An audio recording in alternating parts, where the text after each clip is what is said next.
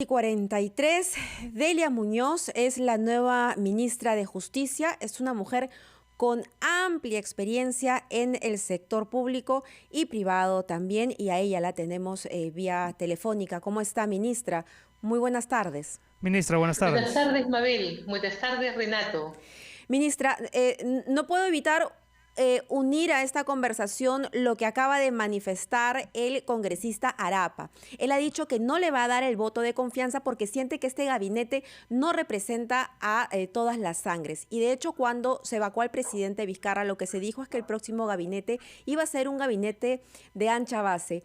¿Le preocupa esta alerta que se ha prendido en el Congreso de la República y que otros Disculpe. congresistas... ¿Me escucha? Sí, Sí. tuvimos un problema, ahora No se sí. preocupe. ¿Repito toda la pregunta o me escuchó No, sí, alguna me estaba parte? usted diciendo Sí, que había una cuestión sí, crítica de un congresista. así es. ¿Qué sucede si otros congresistas también se manifiestan en esa misma dirección de no querer darle el voto de confianza? ¿Se van a tender puentes? ¿Qué es lo que se va a hacer para poder darle Eh, viabilidad a este gobierno? Ujú.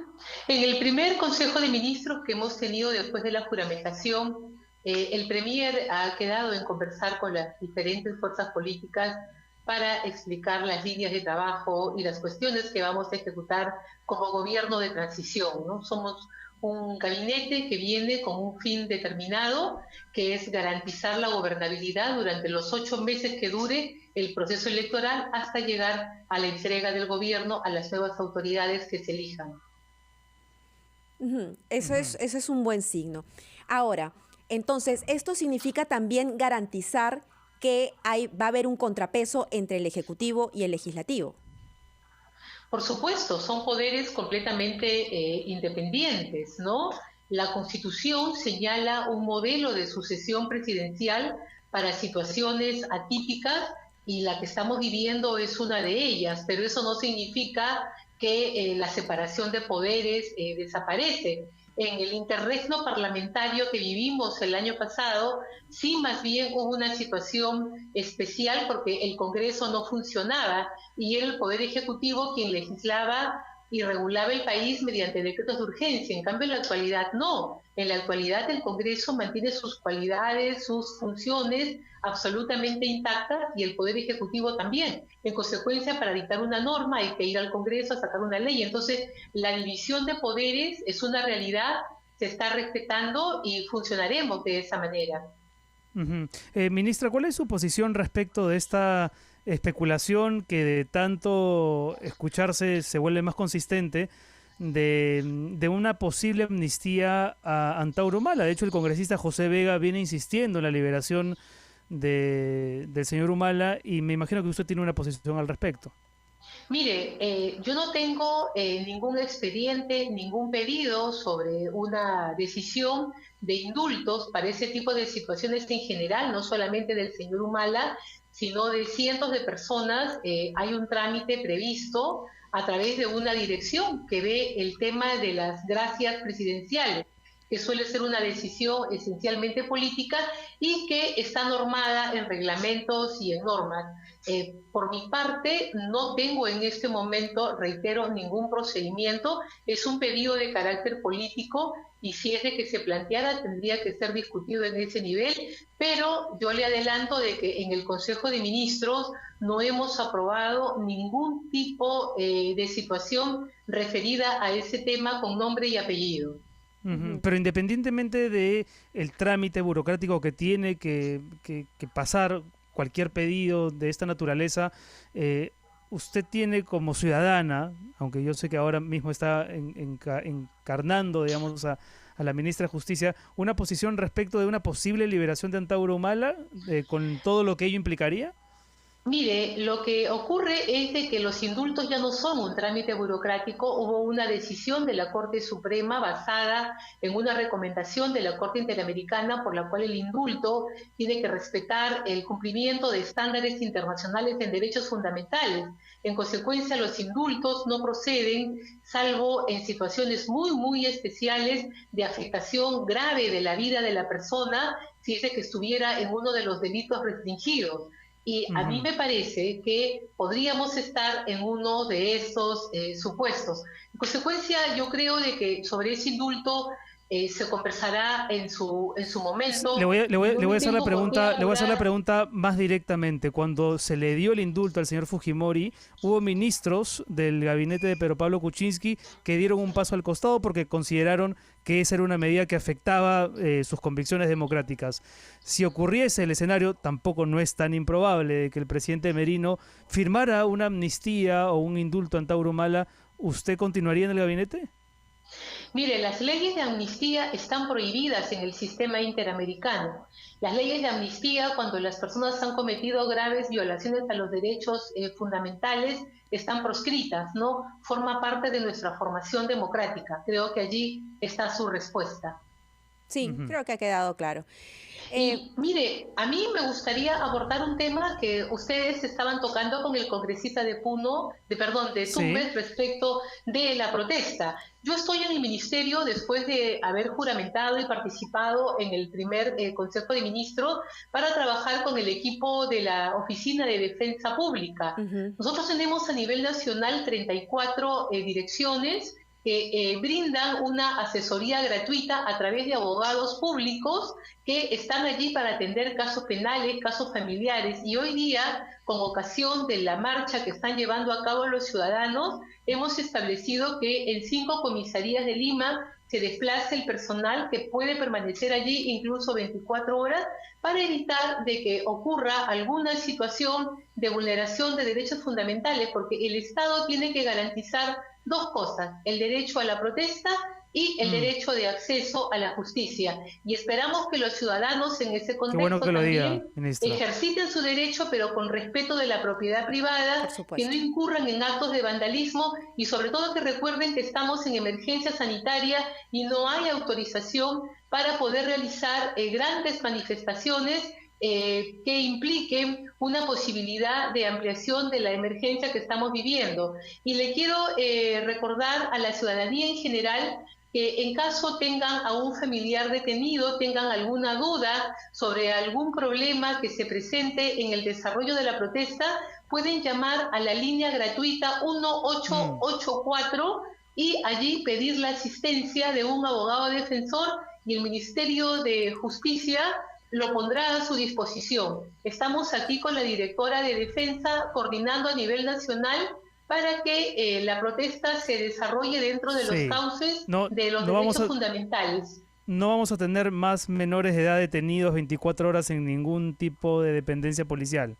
Mire, en primer lugar, en el tema de los menores de edad, los papás tendrían que cautelar que estos jóvenes establezcan algún tipo de reglas de conducta propias de la casa, pero si salen, estará la defensa pública para garantizar que el fiscal realice las denuncias, si es que estas caben o no, o en todo caso de que se le dé el adecuado asesoramiento jurídico para que no incurramos en alguna situación que luego pueda ser cuestionada. Y también invoco a los ciudadanos a que actúen respetando las reglas de la debida protesta, ¿no? O sea, manteniendo la calma, dando a conocer su opinión, pero por ejemplo, en el caso de Lima, Cusco, que son ciudades patrimonio mundial, preservando los restos que tenemos en nuestras ciudades. Ministra, es sin duda una buena noticia la que usted está dando, porque significa que hay una empatía de parte del Ministerio de Justicia con los ciudadanos que están marchando. Pero desde ese punto de vista, entonces, ¿le preocupa que este sector de la población no tenga esa conexión y que inclusive quiera que se retire el presidente Merino? ¿Cómo hacer para poder, convencer, si es que de alguna u otra manera se puede, a gran parte de la población que se está expresando y otros que no han salido de sus casas, pero sin duda hay un enojo, hay un disgusto en la población? ¿Qué gestos se necesitarían para poder conectar con ellos? Mire, yo creo que la población ha sido incentivada a salir a las calles. Se están utilizando argumentos constitucionales que no necesariamente van en la línea de lo que es lo adecuado. ¿Incentivados por quién? Se está llamando... ¿Perdón? ¿Usted no cree en la espontaneidad de las protestas? ¿No cree que sean Yo lo que he visto es que no es una protesta espontánea. Lo que he visto es de que hay una incentivación, hay carteles, hay llamados. Claro. Yo, aparte de ser experta en derecho internacional, manejo conflictos. Y, por ejemplo, una protesta espontánea fue lo que ocurrió en Ucrania, en los reclamos de las naranjas, donde la población, sin que nadie la llame, sin que nadie la convoque, salió pacíficamente y permanecieron durante días. Entonces, acá lo ¿Y que usted yo ha he apreciado identificado, es que usted hay un llamado a salir a sí, la calle, usted ¿no? ha identificado quiénes son, en todo caso, quienes están incentivando? Porque en realidad lo que se ve son coordinaciones a través de las redes sociales, pero quizá usted tiene más información.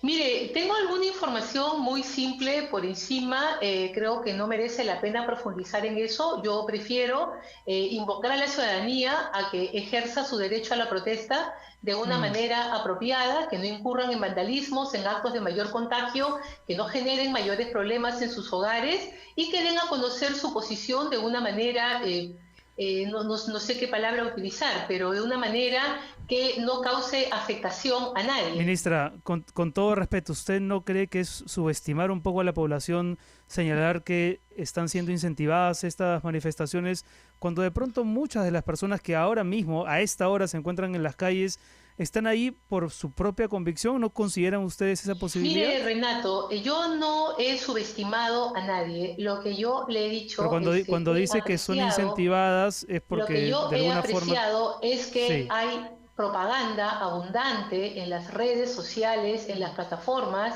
diciendo vamos a reunirnos, vamos a protestar, es por esto. Y las personas voluntariamente se unen a ese reclamo.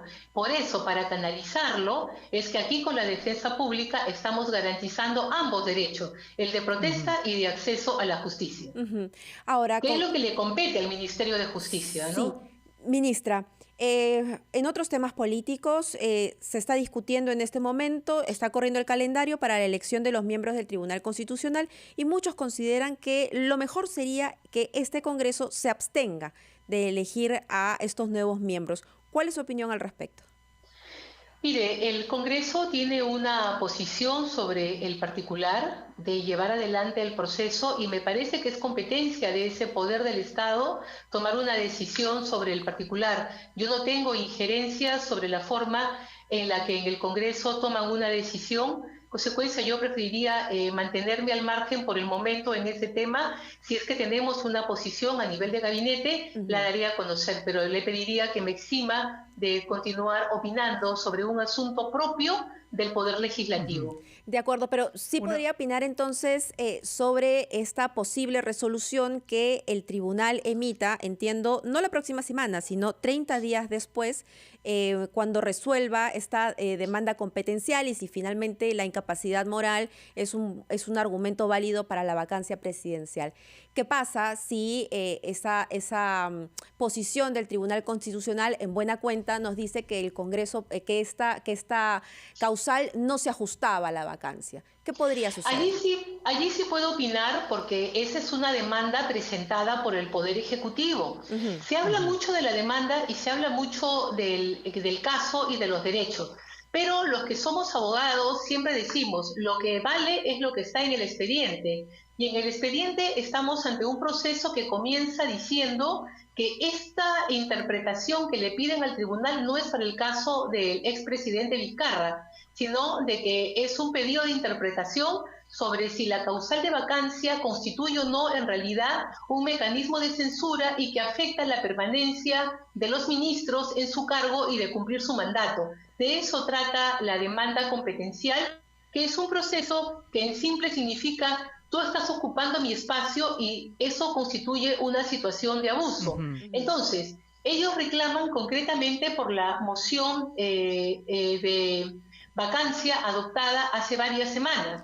Sobre la segunda moción de vacancia, el Tribunal Constitucional no emitió ninguna medida de protección especial que suspenda las facultades del Congreso para poder continuar utilizando la vacancia por falta de capacidad moral, ¿no? En consecuencia, esa causal estaba expedita. Y luego, otro dato importante es que el expresidente Vizcarra acepta la decisión, no la impugna y con ello se da una situación de convalidación constitucional. En el mundo del derecho hay diferentes formas de intervención y uno es cuando la persona, por acto propio, consiente. Entonces, para mí es un hecho válido el que tomó el Congreso porque no tenía restricción y adicionalmente el involucrado consintió. Y en tercer lugar, la demanda competencial claramente dice que no trata sobre el caso del expresidente. En consecuencia, yo creo de que para mí, jurídicamente hablando, hay un derrotero que va a ser sumamente interesante que se discuta la próxima semana. Muy bien. ¿Cuál es el estado de las detenciones irregulares que se han reportado durante los primeros días de las marchas y protestas? Estoy seguro que usted ya está al tanto de ellas. No sé si continúan, si nos puede dar algún tipo de información al respecto. Yo esta tarde estuve conversando tanto con los ministros de Salud como con los ministros del Interior porque nos preocupa la gran presencia de ciudadanos en las calles. Y evidentemente podrían haber ocurrido algunas situaciones que han sido calificadas como irregulares y por eso de que estoy acá yo coordinando con Defensa Pública, coordinando con el ministro del Interior para que tengamos unos protocolos de intervención y ahora le toca a la ciudadanía hacer su parte y hacer su parte es salir, reclamar, pero sin incurrir en hechos delictuosos que puedan justificar una detención por flagrancia o actos de vandalismo que puedan implicar que los alcaldes reclamen o presenten denuncias, ¿no? Muy bien, deberes, derechos, pero también deberes. Muchísimas gracias. Exactamente, son las dos caras de una misma moneda. Así es. Y mucha suerte en la gestión, ministra Muñoz. Muchas gracias. De su Agradezco éxito, sus saludos. sí, del éxito, en realidad, de su gestión, también depende el éxito de los peruanos y lo que queremos, sin duda, es unidad y que hay un acercamiento con la población y esperemos que así sea. Un gobierno de transición como el que estamos tiene como rol que vayamos a las urnas a elegir a las nuevas autoridades. Y en estos meses todos tenemos que ejercer y respetar los derechos. Muchísimas gracias. Muchas gracias, ministra. Ha sido la ministra Delia Muñoz, titular de Justicia. Son las 7 de la noche, Mabel. Vamos a hacer una pausa.